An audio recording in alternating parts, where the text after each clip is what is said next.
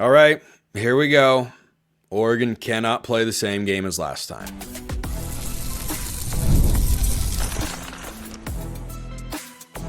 You are Locked On Ducks, your daily podcast on the Oregon Ducks. Part of the Locked On Podcast Network, your team every day. Oh, here we go. Yes, it is that time. Once again, for Locked On Ducks, I'm your host, Spencer McLaughlin. Thank you so much for making this your first listen or your first view of the day, or later at night, as this one's dropping a little bit earlier. It's part of the Locked On Podcast Network, your team every day, and your number one source to stay up to date with the Ducks. I'll have my 3 keys to victory. Some advice for all of us watching out there who I imagine are feeling similar things to what I'm feeling ahead of the Rose Bowl showdown, and the impact of Jordan Burch, all coming up on today's show. So, it's finally here. Not a lot more waiting. Most of you listening or watching are just a few hours or maybe a few minutes away from the start of the game, and Oregon's 3 wins away from that ultimate goal that they haven't hit yet. But if you look at this particular game, and I think back to October 12th, I felt coming into the season, because Oregon was at home, they'd win the football game. I think it's a big reason why they did win the football game. This is not a rinse and repeat, Oregon play the same sort of game. I'm not talking stylistically. I'm saying from an execution standpoint. Let's call it how we see it here, which is what I always try to do on the show. Oregon got away with one. Let me just list some of the things. You could go to a couple of other moments, but back on October 12th in Eugene, Matthew Berry of ESPN, who thinks Oregon's in Corvallis, made a mistake. Happens, but come on, man. Let's be a little bit better than that. Back in Eugene, where the grass is indeed damn green, Oregon had a missed extra point, a missed 2-point conversion in the first half to try to make up for the missed extra point, a missed field goal, and 2 trips down inside the 5-yard line that didn't result in touchdowns and in fact resulted in a combined 3 points. You're not going to get away with those things again. Ohio State is really good. And Oregon is really good. If Ohio State goes out and makes all those sorts of mistakes, guess what? Oregon might win the game by 10 to 15 points. I know there are some of you out there that understandably feel Oregon could have won that game by 10 to 15 points. If the interception gets reviewed, maybe Ohio State doesn't have a touchdown that they had on the board. If Oregon either kicks a field goal or makes a field goal or executes inside the 5, those are going to be things that I look at in this game and say, can Oregon do better? So I don't think a 50-50 coin flip game, which is what that was, if that wasn't obvious, a 1-point affair. I don't think when you squeak by 1 point at home, you can afford to have those same sorts of errors and then go out and beat a team of Ohio State's caliber again. You could go out and beat a lot of other teams in college football, but not Ohio State. So there were a lot of errors in that game. There were a lot of mistakes in that game. Oregon was 6 of 14 on third down in the first meeting, and I think that's a pretty solid that's a pretty solid place to be. It's not bad. It's not incredible, but if you go 6-14 again and you hold Ohio State to 4-12 on third down, well, that's something that if you win third down, and Ohio State was 2 of 2 on fourth down, Oregon was, of course, 1 of 2 on fourth down, then you're probably going to be able to win the football game. Because as I've talked about all week, I expect this game to be close. I expect it to be tight throughout. I think as fans, we're going to watch this and just sweat for however long it takes. 60 minutes or as long as it takes, as Dan Lanning always says. But Oregon won the rushing battle first time around. Yeah, be great to do that again. Ohio State had 70 penalty yards in that game. I don't know if they have 70 penalty yards when you don't have the full force of Autzen Stadium there. Now, it'll be a great Oregon crowd at the Rose Bowl, but Ohio State will have a far larger contingent. Maybe they don't have a couple of those pre-snap penalties. Or maybe Oregon doesn't kick a ball off of the up man and have the ability to kind of steal a possession there. And they weren't not trying to do that, but they weren't explicitly trying to do that. They were aware that was a potential byproduct, but that was a break that Oregon got in the game. And then they went down the field. And speaking of mistakes, I overlooked this one. And I think he's done all the right things since then, but Trayshawn Holden spits in a guy's eye. That might have cost Oregon a chance to go down and get a touchdown instead of a field goal. Those are the sorts of things that Oregon found a way to win. And you know what? I'm not trying to take away from that. In fact, I feel like it's a huge credit to Oregon that they were able to beat a team like Ohio State when Will Howard had his best game of the year until the first round playoff matchup at home against Tennessee. He played exceptionally well, and Oregon was able to overcome all of that. But I don't like the idea of having to overcome all of those sorts of things again. So certainly there will be mistakes in this game. There will be penalties. There will be everything that a prize fight like this in college football tends to have. Absolutely expect that, especially when you're playing at the Rose Bowl. I mean, yeah, Oregon blew out Florida State, but every other game they've played in the Rose Bowl in my lifetime, lost by 9 to Ohio State, beat Wisconsin by 3, beat Wisconsin by 1. That's what it usually is. It's usually a 4-quarter affair. So it could come down to which team makes fewer mistakes. It could come down to which team is better on third down. It could come down to any number of things. But the more I thought about that first matchup, the more I thought, man, Oregon is really, really good that day. If they had all of those things go wrong, made all of those errors, most of which were not forced by Ohio State. Ohio State didn't force Atticus Sappington to miss field goal, or for there to be a bad snap on an extra point, or for Oregon to fail. They stopped Oregon on the 2-point try later and deserve credit for that, but they wouldn't have been in that position if Oregon kicked the extra point, and suddenly the tone and tenor of that final drive changes. Those are all things that Oregon is capable of controlling. So if you control those things, if you fix those things, well, yeah, then I'd feel really good about Oregon's chances.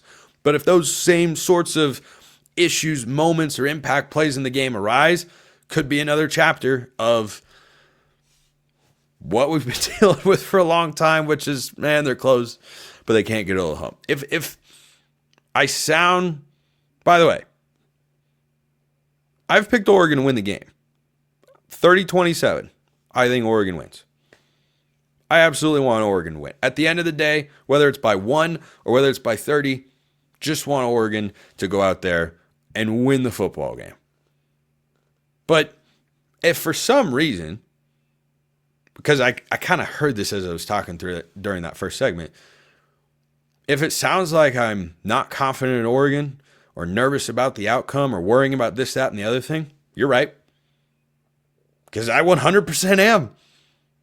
Guess what? Sue me. I want Oregon to win the game really badly. I want them to win their next 3 games really badly. Not because I'm not nervous going into this game because I don't believe Oregon can win. I've predicted Oregon to win because I think they can and I think they will. I'm still nervous and hesitant about it all. Not because I don't believe Oregon, or not because I believe Oregon's incapable of winning the national championship, but because I know that they can. But just because you're capable of doing that doesn't mean you're always going to get there. You know, when Florida State beat Auburn in the national championship game, they could have just as easily been playing Alabama. But because of the kick 6, they were not. They were playing Auburn instead. That Alabama team was good enough to win it all. That's just one example of many. Georgia last season, or gosh, just keep going down the list and find the reasons. Why didn't this team win? Why didn't that team win? They could have won it all if things had gone their way. You got to get some things to go your way. So fundamentally, that's why I'm nervous going into the game. I just want Oregon to win. I don't necessarily care how it looks. I do have a sneaky suspicion, though, that on a neutral site, they can't make all those sorts of mistakes. And I'll talk more about one of them in the second segment. But let me know your thoughts. Let me know how you're feeling. I imagine many of you are in the same camp as me. I don't know how much I'm sleeping tonight, guys. I really don't. I really don't, because I'd like for Oregon to just go out there and win the football game. And it's finally here. It's finally here. Happy New Year. Hope you've all had a safe holiday season and are ready for some college football. Let me know your thoughts. I have my biggest keys. I could have picked so many keys. There's so many you could look at. I've got the 3 most important ones coming up next. First, a reminder, this episode brought to you by Game Time. The 12-team playoff is here. Bowl season is here. There will be more sports after that. College basketball.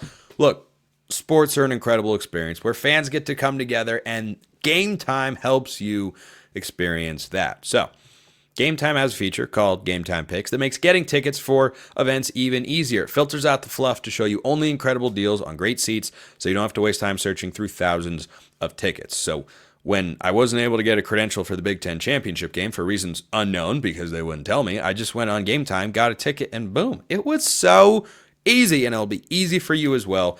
Take the guesswork out of buying tickets with Game Time. Download the Game Time app, create an account, use code LOCKEDONCollege for $20 off your first purchase. Terms apply. Again, create an account, redeem code LOCKEDONCOLLEGE. That's LOCKEDONCollege for $20 off. Download Game Time today. Last minute tickets, lowest price guaranteed.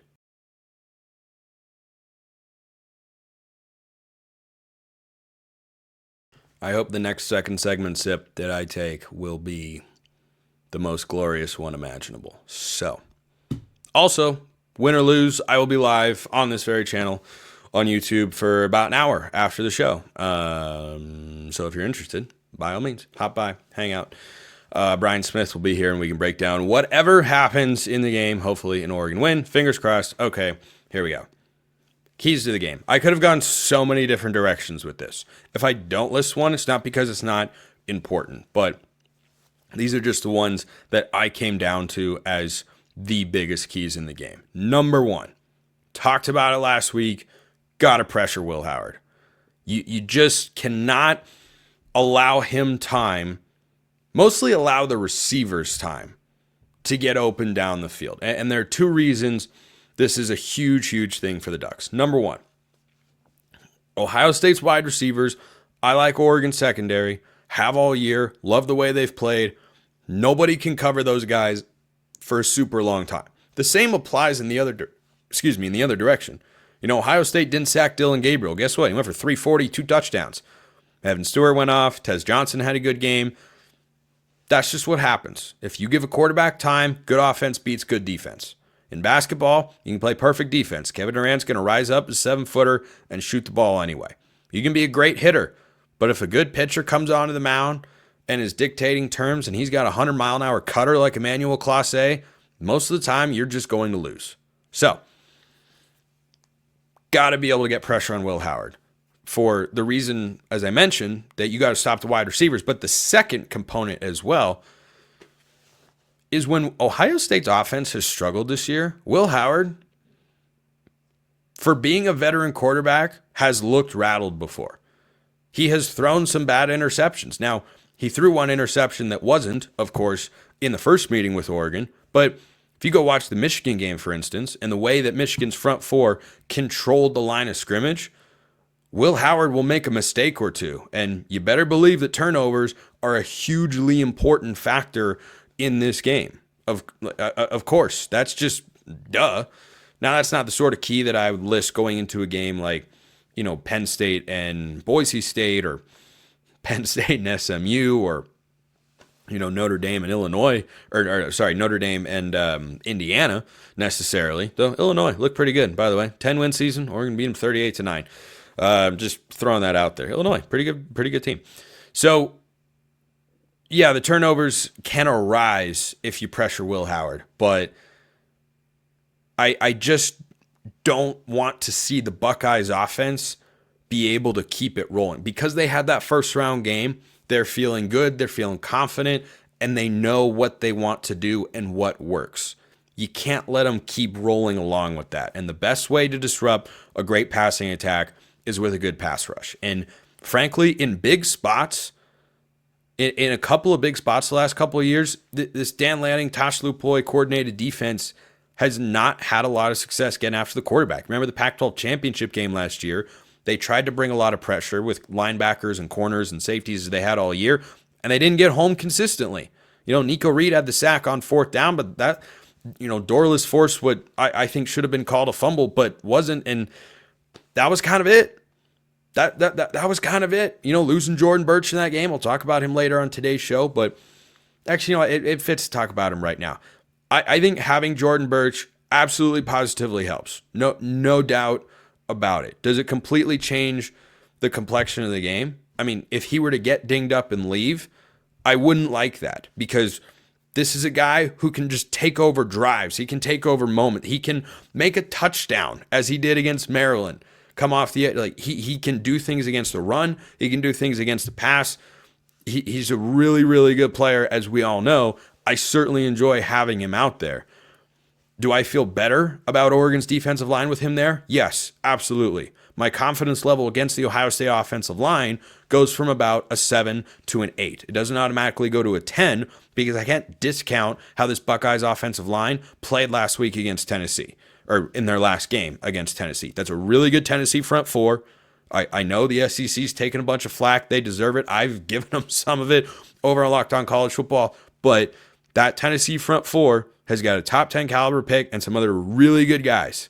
And they couldn't get home at all. So maybe Ohio State's figured something out. Remember, Oregon shuffled the offensive line around more than a couple times, and they've been able to continue playing well. So maybe they have just found that equation. But certainly it goes from a 7 to an 8. Oregon won the first time without him, but I'm happy to have him back, because you give me the option, give me a playmaker, give me a guy who could maybe exploit what could be a weakness for Ohio State, but maybe not with the way they played. We don't have a huge sample size. The small one, as I mentioned, is really good for the Buckeyes, but I'd rather have him out there than not. So certainly that's good. Does it radically alter my perception of Oregon's defense? No, because that's just how much talent and depth they've shown themselves to have this year. But remember, no super depth chart guys like Jaden Moore and Amarion Winston. And by the way, Amarion Winston was on the field late in the game on the final drive when Ohio State was going down the field. Just throwing that out there. But he's in the portal, so having Jordan Burch there, definitely feels good. Definitely feels good.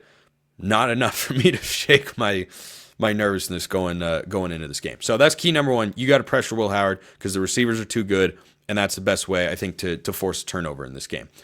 Key number two, win the rushing battle. This was a key going into the first game. Oregon won it. It wasn't by a huge margin. It was 155 to 141. But guess what? In the last four meetings between these teams, 2024, 21, the 2015 or 14 national championship game, 14 season played in the 2015 year, and 2009 Rose Bowl played on New Year's Day 2010. Team that wins the rushing battle, 4-0. This is just going rinse and repeat, consistent key to the game. I was really pleased in the first matchup with how Oregon's rush defense performed against Ohio State. But then I watched what Penn State did in the Big Ten championship game, and I went, I didn't love that. Didn't love it. Wasn't thrilled.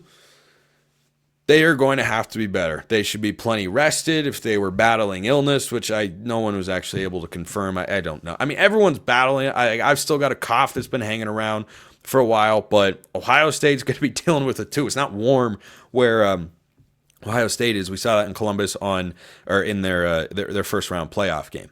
So that's the second thing. Win the rushing battle. That's just forever a key in this game.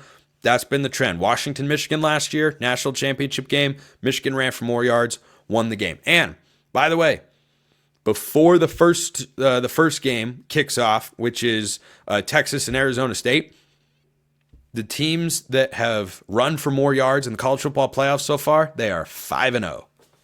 5-0. First round, and then the quarterfinal, Boise State was outrushed by Penn State. Teams that win the rushing battle, 5-0. So that's key number two. Key number three, red zone.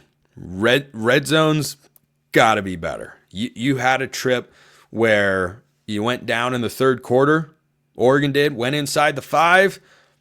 Came up empty. Dylan Gabriel made the wrong read. Tez Johnson was wide open. I don't know that it's actually where the play was designed to go necessarily. It might have just been kind of a decoy motion. But regardless, Oregon had chances on a goal-to-go opportunity to punch it in.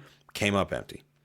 Late in the game, when they kicked the go-ahead field goal, could have forced Ohio State to need a touchdown coming down the field, but came up empty on 3rd and goal at the 1. This Ohio State defense has been elite in the red zone this year. They were great in the Oregon game, and they were great against Penn State as well. It was a goal line stand that got them a touchdown victory in Happy Valley earlier this year. Jim Knowles is a really good defensive coordinator. I know everybody knows Chip Kelly is Ohio State's offense coordinator, but Jim Knowles, who came over from Oklahoma State a couple of years ago as a result of Joe Moorhead and Mario Cristobal running wild with CJ Verdell in Columbus, he's been really good, and he's still there for a reason. He's a great defensive coordinator. They've been especially tough in the red zone. That's going to be a huge factor in this game. How do you find a way to get 7 instead of 3? Because you look back and heck, you can go to the Trayshawn Holden incident as well and say that was an opportunity. Those are 3 possessions where Oregon went inside the 10 or at least 15-yard line, and they came away with 6 total points. Don't like your chances if you repeat that. Got to be able to get touchdowns, but certainly if the opportunity arises, take points, because taking points in that game, guess what? Ends up winning the football game. Novel concept, I know. Score points to win, but you can't settle for field goals consistently over and over and over again. So that's key. That's key number 3. So pressure Will Howard, win the rushing battle, and be better in the red zone. What are your keys to victory? As I put over there on the show rundown, on the background here on YouTube, I put 2,743 options. It could have been 3,000. I don't know. You just have to figure that out for yourself. But I have some tips for all of you out there, because this could be really stressful. Could be a great day as well. It could be hallelujah, rejoice, and Oregon wins by 20 points. I'm wrong. That could happen. But I suspect a similar game to last time. Final thoughts going in Ohio State on how to watch this game. Coming up next. First, a reminder, this episode brought to you by our friends at FanDuel. The NFL playoffs are almost here, but it's not too late to get in on the regular season action with FanDuel, America's #1 sportsbook. Right now, new customers can finish the season strong with $250 in bonus bets if your first $5 bet wins. So if you, like me, think Oregon wins the game and it's your first $5 bet, you go out, you put that down. If Oregon wins, boom, 250 in bonus bets, and you win in more ways than one. And there are a lot of ways for you to pick up a W over at FanDuel. You can pick which players will score a touchdown. You can pick how many points each team will score. You can pick how many points will be scored in the game total, who's going to win, by how many. It's all over there at FanDuel. They've just got it all. Check them out at FanDuel.com to join today. That's FanDuel.com for your chance at $250 in bonus bets. Make every moment more with FanDuel, an official sportsbook partner of the NFL. All right, 3 pieces of advice for Oregon fans going into the Rose Bowl. You can do whatever you like with this. I'm just saying I will be employing said tactics myself to try to keep my heart rate down and not be as stressed out. Number 1, do not overreact to the first half. College football games are long. Notice I did not specify in that particular mental key for all of you out there, myself included. Don't overreact if Oregon's up. Don't overreact if Oregon's down. No, just whatever happens in the first half, don't overreact. It is a long, long game. Remember, Oregon had Penn State down 28-10. Looked like they might run away with that one. All of a sudden, the defense is in need of a Nico Reed interception and a first down conversion to put the Big Ten championship game on ice. It's a long football game. So whether Oregon's up, down, it's close. This thing isn't trending well. That thing isn't trending well. Oregon can't run it. Ohio State's got whatever it is.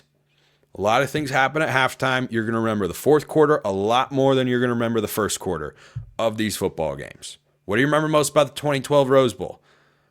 Do you remember Jared Abbrederis catching a bunch of long balls from Russell Wilson? Or do you just remember Michael Clay punching the ball out in the fourth quarter so Oregon could bleed the clock? What do you remember more? Fourth quarter. So it's going to be a close game. Keep your heart rate. Whatever happens, just don't overreact to the first half. Number 2, expect officials to get it wrong. I've been adopting this mindset for a while. I'm still frustrated at times when they get it wrong, but I'm not as surprised. How could they do? Anytime you ask that, how could they make that call? Whatever you see or whatever they miss, there's always been a worse call out there. There always has been.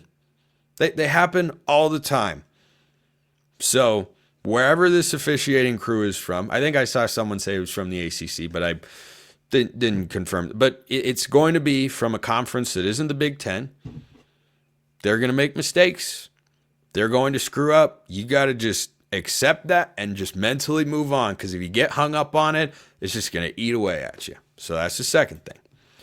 Then the third thing is Dana Altman's squad is ranked number 9 in the country, and they played top 20 Illinois team at home on Thursday. So we can quickly move over to putting all our eggs into the basketball basket if this doesn't go the way that we're hoping. Again, I think it will, but there's every possibility it doesn't for this reason or that reason or what have you.